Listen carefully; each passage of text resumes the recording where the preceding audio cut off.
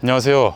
저는 지금 책 반납하러 서울대학교 도서관에 들렸다가 여기서 찍으면 되게 좋을 법한 주제가 있어서 한번 카메라를 켜봤습니다. 여기가 지금 서울대학교 공대거든요. 저기 산 위에 공대가 또 있는데 거기까지는 제가 오늘 날이 너무 더워서 도저히 못 가겠고 여기가 아랫공대라고 불리는 곳입니다. 그런데 최근에 그 KBS에서 의대와 공대의 대비에 대해서 보여주는 다큐멘터리를 찍어서 화제가 됐죠. 중국 같은 경우는 공대에 완전 집중하고 있는데 한국은 공부 잘하는 학생들이 죄다 의대에 가려고 하고 있다. 특히나 이곳 서울대학교의 공대 정원 중에 매년 100명 이상이 학교를 그만둔다는 거예요. 그 중에서 상당수의 학생들은 의대를 가고요. 이게 되게 굴욕적이죠. 대한민국 최고의 학교이고 그곳의 공학대학인데도 매년 아주 많은 수의 학생들이 그만두고 다른 진로를 찾고 있다는 게 이 나라의 현실에 대해서 잘 보여주는 것 같습니다. 그런데 저는 요즘에 많이 이야기되는 이 대한민국 교육의 문제에 대한 이야기에서 사실 공대냐 의대냐, 그러니까 학생들이 의대에 많이 가서 문제냐, 이런 각도로 바라보는 것에는 좀 문제가 있다고 생각합니다. 그것보다도 훨씬 더 핵심적인 문제가 저는 더 이상 학생들에게 기업가 정신을 전혀 길러주지 못하고 있다는 게 훨씬 더 큰 문제라고 보거든요.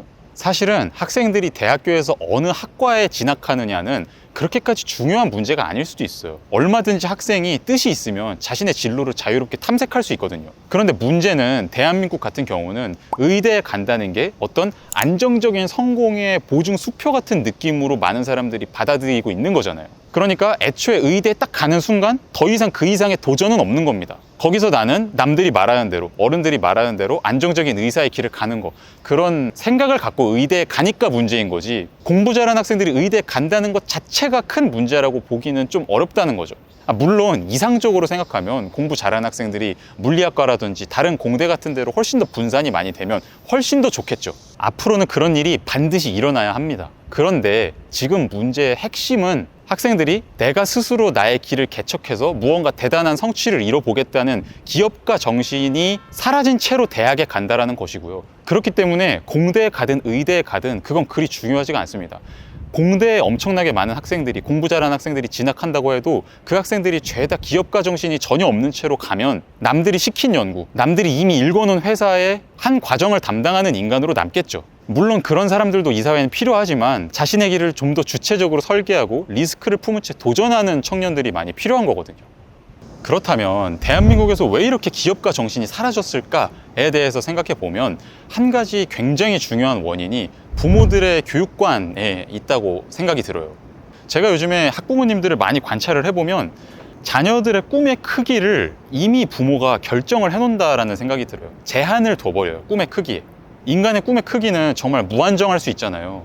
자녀가 타고난 능력이 어떻든 간에 사실은 원칙적으로 꿈이라는 거는 무한할 수 있고, 그리고 더군다나 굉장히 재능이 많은 아이라고 한다면 엄청나게 커다란 성취를 충분히 이룰 수도 있습니다. 미래가 어떻게 될지 아무도 모르거든요. 근데 그런 무궁무진한 가능성을 품고 있는 아이들의 잠재성을 그냥 의대 가서 돈 많이 버는 거, 안정적으로 생활하는 거, 남들 앞에서 떵떵거리고 사는 거, 이 정도로 딱 제한을 해버리는 거예요. 그 인재전쟁 다큐에서도 나왔던 인터뷰가 어떤 한 학생이 고려대학교 공대 정도를 갈 성적이 나왔는데, 그런데 부모님이 의대를 가라고, 공대 가서 뭐 먹고 살려고 그러냐고 이런 식으로 압박을 줘서 결국에는 지금 재수를 하고 있다는 거예요. 그리고 해운대 고등학교의 전교 1등 학생 같은 경우는 지금 의대를 지망하고 있는데 그런 이야기를 하더라고요. 한국에서 IMF를 겪으면서 그렇게 국가의 위기 상황일 때도 잘리지 않는 사람들은 전문직이구나, 이런 생각을 많이 하게 된 것 같고, 그러면서 자녀들한테 의대에 가라고 많이 압박을 넣고 있는 상황인 것 같다, 이렇게 이야기를 했습니다. 한마디로 부모님들이 본인들이 겪었던 사회가 진행됐던 방식에서 갖게 된 그런 시야를 가지고 똑같이 적용을 하고 있는 겁니다. 물론 여전히 의대에 가는 거는 대한민국에서 굉장히 높은 확률로 풍요로운 삶을 누릴 수 있는 선택이겠죠. 그런데 다만 그냥 놔두면 훨씬 더 커다란 꿈의 가능성을 품을 수도 있는 그런 학생들이 그냥 딱 이전의 기성세대가 최선의 삶의 형태로 생각할 법한, 평균적으로 그렇게 생각할 법한 꿈만 가지도록 지금 부모들이 압박을 넣고 있다는 겁니다. 그리고 이거는 아이를 안전하게 키우려는 정신과도 맞닿아 있습니다. 요즘에는 위험한 놀이터, 놀이기구 그런 것도 다 없어졌잖아요. 없어진 지 한참 됐죠. 아이를 안전하게 키우는 걸 최우선 과제로 두는 그런 부모의 마인드가 결국에는 아이가 상처받지 않았으면 하고 실패를 겪지 않았으면 하고, 그러면 실패를 겪지 않으려면 그 가장 좋은 방법은 이미 주어져 있는 사회에 가장 안정적인 길을 따라가는 거거든요. 그게 결국에는 고소득을 보장하는 라이센스를 따는 길인 거고, 지금 한국 사회에서 제일 좋은 건 역시 의사죠. 근데 아이가 큰 꿈을 품고 정말로 이 세상을 바꾸겠다, 나는 이 세상에 엄청나게 커다란 기여를 할 거고 그 과정에서 나도 아주 많은 보상을 누릴 것이다, 이런 식의 꿈을 품으면 그거는 사실은 기존 시스템에 주어진 길을 따라가서는 안 되거든요. 그 이상의 도전을 해야 되고 뭔가를 바꾸려고 시도해야 되고, 그러면 리스크가 생긴단 말이에요. 그럼 그거에 실패할 수도 있고 상처 입을 수도 있고 남들이 다 원하는 그런 떵떵거리는 삶을 못 살게 될 수 있잖아요. 그러니까 당연히 안전을 최우선시하는 그런 부모 밑에서 자란 아이들은 이런 리스크를 걸려고 하지 않겠죠. 그리고 이와 관련해서 제가 또 한 가지 되게 중요한 포인트라고 생각하는 게, 지금의 한국 사회는 생산성 향상에 개인이 무언가 기여할 수 있다는 생각이 완전히 죽어버렸습니다. 기업가 정신에는 여러 가지가 있을 수 있죠. 그런데 저는 그 중에 한 가지 되게 중요한 요소를 이루는 게, 내가 나의 노력을 통해서 주변 환경에서 어떤 생산성 향상에 기여할 수 있다는 믿음을 갖고 얼마나 그것을 적극적으로 실천하느냐에 있다고 보거든요. 예를 들어서 내가 식당을 운영한다. 그러면 조금 더 연구해서 더 맛있는 음식을 만드는 거, 혹은 공정을 더 단순화시켜서 혹은 자동화시켜서 더 싼 값에 더 빠르게 고객들한테 좋은 음식을 대접할 수 있게 되는 거, 이게 다 생산성 향상에 내가 기여하는 거거든요. 회사에 다니는 직장인이다. 그러면 우리 팀의 업무 효율을 어떻게 하면 내가 조금 더 고민해서 업그레이드해서 높일 수 있을까, 이런 걸 고민하는 거죠. 이런 게 다 사회 전체적으로는 굉장히 중요한 기여입니다. 그런 것들이 하나하나 모여서 우리 사회가 조금씩 더 살기 좋은 곳으로 바뀌어 나가는 거라고 저는 믿거든요.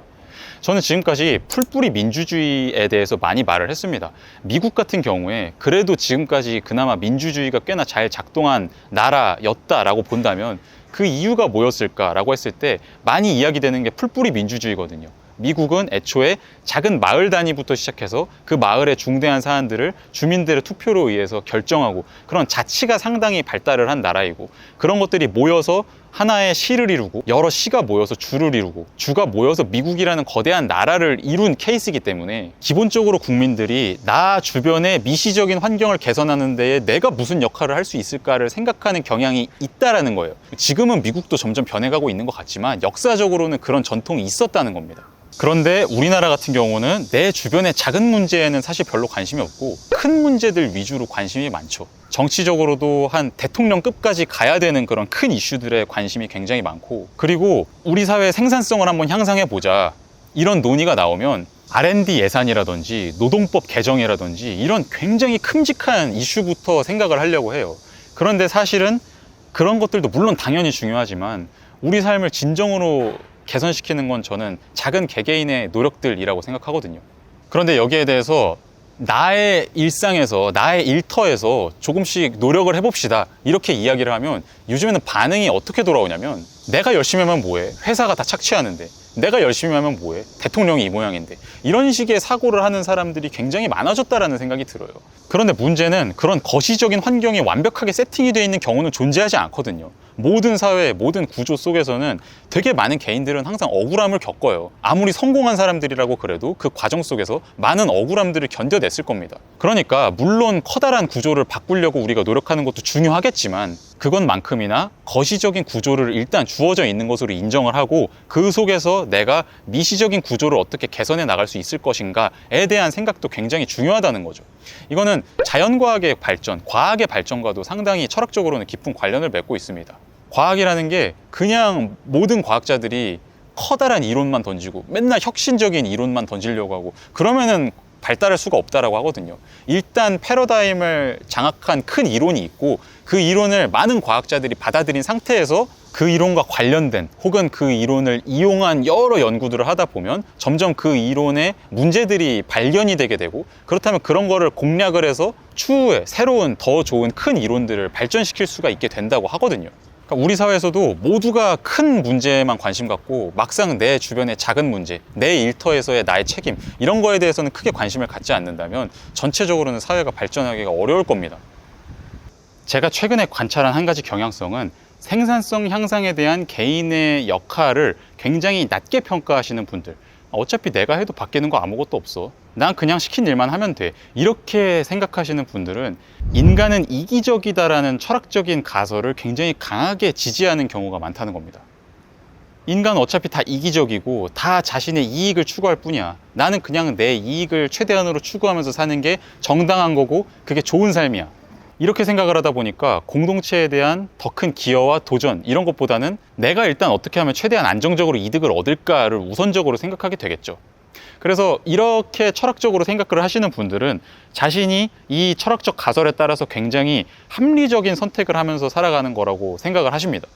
그런데 문제는 이익이라는 거는 사실은 굉장히 복잡하고 복합적인 것이라는 겁니다.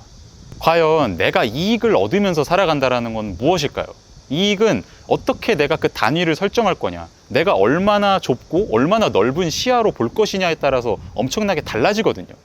이 복합성을 들여다볼 수 있는 게 지혜입니다. 내가 당장은 좀 손해보는 것 같아도 결국에는 이게 어떤 이익에 꽤 높은 확률로 기여할 수 있다는 거를 잘 알아보는 게 우리가 좋은 삶을 살아가는데 필수적으로 필요한 조건이기도 하거든요. 1타 수학 강사 정승재 선생님이 그런 이야기를 하신 적이 있어요. 군대에서 한번 열심히 생활을 해봐라. 군대에서 열심히 일하면 열심히 일 안 하는 것보다 시간이 훨씬 더 빨리 간다. 그게 좋다. 이렇게 말씀을 하셨어요. 그런데 그러면서 이런 말을 덧붙이셨습니다. 이렇게 말을 하면 이렇게 반응을 한다는 거예요. 군대에서 열심히 하면 손의 힘, 괜히 일만 더 시킴, 이렇게 반응을 하시는 분들이 계시다는 거죠. 그런데 정승재 선생님은 그런 사람들은 바로 그 이유 때문에, 그런 태도로 살아가기 때문에 불행하게 살 가능성이 매우 높다라고 주장하십니다. 그 태도라는 건 뭐냐면 손해를 일일이 다 따지고 있는 거예요. 다른 사람들보다 조금 더 많이 일한 거, 그게 내 인생의 지금 손해다, 이렇게 판단을 한다는 거죠. 그렇게 매 순간 계속 그런 작은 손해와 이익을 따지는 사람은 회사에 다녀도 남들은 다 이렇게 하는데 내가 왜 이렇게 해야 돼? 결혼 생활을 해도 제가 이렇게 행동하는데 내가 왜 이렇게 잘해줘야 돼? 이런 식으로 다 따지다 보면 뭐 하나 잘 풀리는 일이 있을 수가 없다라는 거죠. 크게 보면.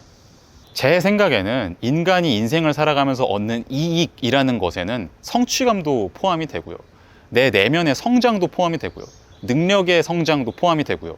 또 점차 갖춰나가는 성실함의 태도라는 것도 포함이 되고 인간관계도 포함이 되고 정말로 다양한 것들이 포함됩니다.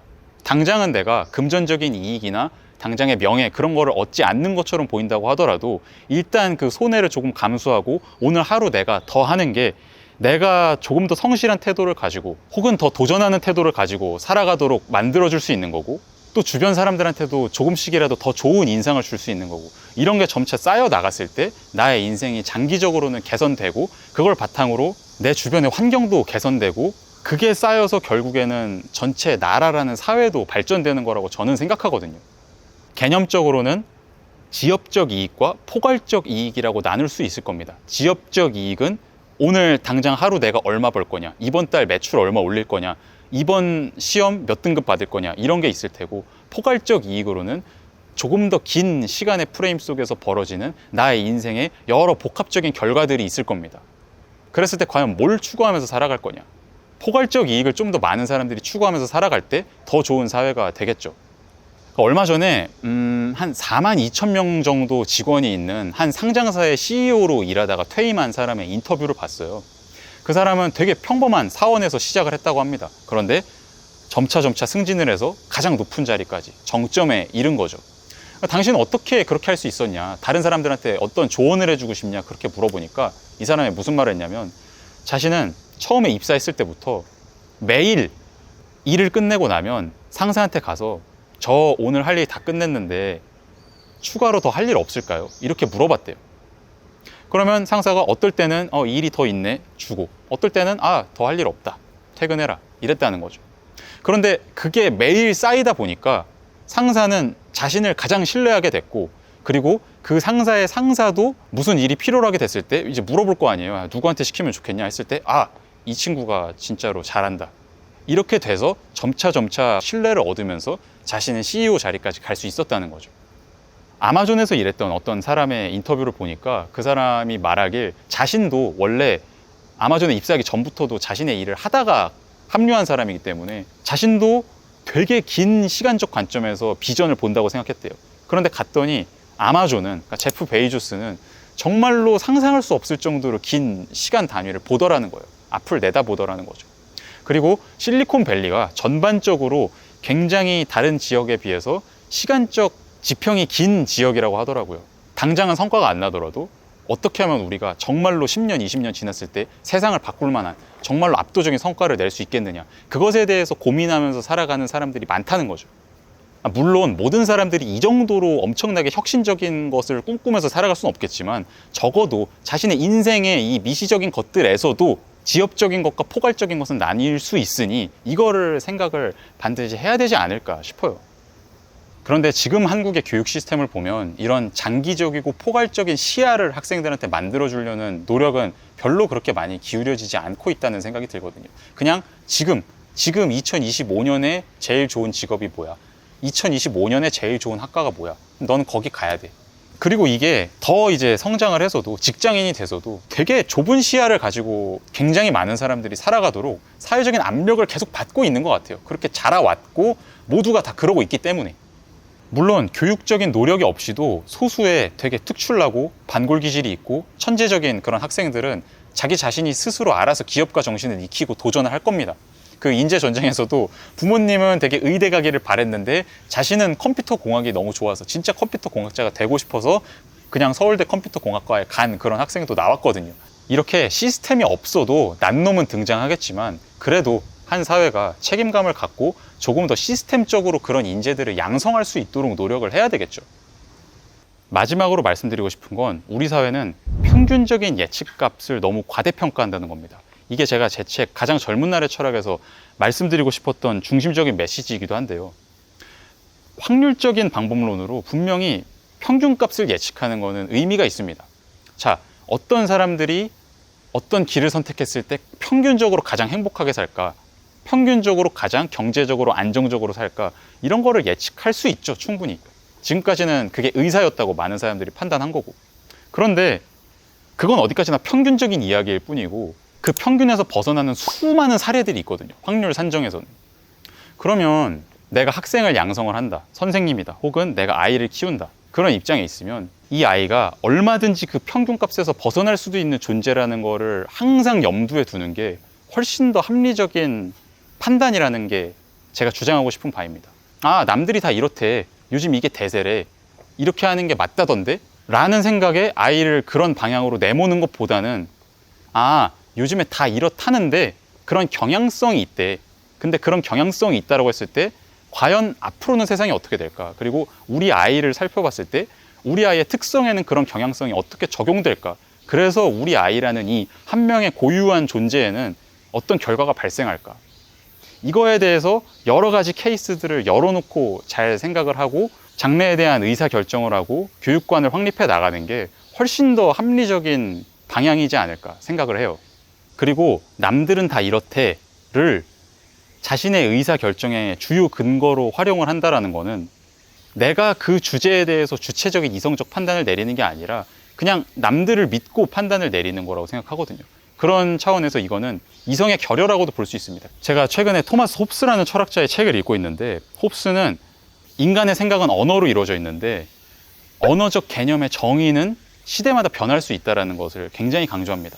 그리고 사실은 정말로 이성을 잘 갖춘 그런 사람이라면 이전의 사람들이 이런 개념들을 이러이러한 뜻으로 사용을 해왔는데 과연 그게 맞을까? 그게 진짜 정당할까? 이거에 대해서 한번 스스로 검토를 해보고 틀리다라고 판단이 들면 내가 새로운 정의에서 그 개념을 사용할 수 있는 거. 그래서 완전히 새로운 생각의 방향성을 뚫어낼 수 있는 거. 이게 정말로 이성적인 사람이라면 갖춰야 될 능력이라고 주장하거든요. 이런 노력이 없이 지금까지 주어져 왔었던 언어를 이전의 사람들이 사용하던 그 뜻대로 사용하면서 똑같은 논리를 그냥 받아들이면 그거는 아까 말씀드렸던 것처럼 내가 이성을 발휘하는 게 아니라 그냥 타인을 믿는 거다라고 홉스는 주장해요. 저는 되게 타당한 주장이라는 생각이 들고 이런 것을 좀 염두에 두고 내가 일단 나 자신에 대해서도 조금 더 열려있는 사고로 하려고 노력하고 또 내가 기르는 아이에 대해서도 내가 주변에서 만나는 여러 학생들한테도 이런 시선으로 조금만 더 마음의 여유, 시야의 여유를 주려고 노력을 하면 훨씬 더 많은 학생들이 자기 자신이 원래 바라는 거, 자기 자신이 원래 타고난 능력, 방향, 욕망대로 긍정적으로 방출할 수 있는 기업가 정신의 에너지를 훨씬 더 많이 발휘하면서 살아갈 수 있지 않을까 생각을 해봅니다. 그 조금의 태도 차이가 정말 중요하거든요. 학생 때는 그래요. 너는 얼마든지 다른 존재가 될 잠재력이 있어. 평균은 평균일 뿐이고 평균대로 살아가는 사람은 사실 많지 않아. 다들 평균 바깥에 있는 거야. 근데 그 사람들이 모여서 그냥 평균값을 이룬 것일 뿐이야. 이런 메시지를 아이들한테 노출시키려고 노력하는 게 훨씬 더 기업가 정신을 통해서 자신의 미시적인 세계를 좋게 만들어가는 아이들을 양성하는 사회로 향하는 길이지 않을까 생각해 봅니다. 네, 오늘 좀 길게 여러 가지 말씀을 드렸는데 이 교육 문제에 있어서는 정말 좀 우리가 많은 개선을 하지 않으면 요즘에는 진짜로 한국의 미래가 정말 어려울 수도 있지 않을까라는 생각이 많이 듭니다. 다 같이 한번 잘 노력을 해봤으면 좋겠네요. 저도 그 길 위해서 조금이나마 기여를 할 수 있도록 계속 노력하겠습니다. 네, 제가 오늘 준비한 내용은 여기까지고요. 오늘 좀 날씨가 더워서 찍는데 쉽지 않았는데 또 매미가 많아가지고 소리가 잘 들어갔을지 모르겠습니다. 시청해주신 분들 모두 감사드리고 저는 다음에 또 재밌는 영상으로 돌아오도록 하겠습니다. 감사합니다.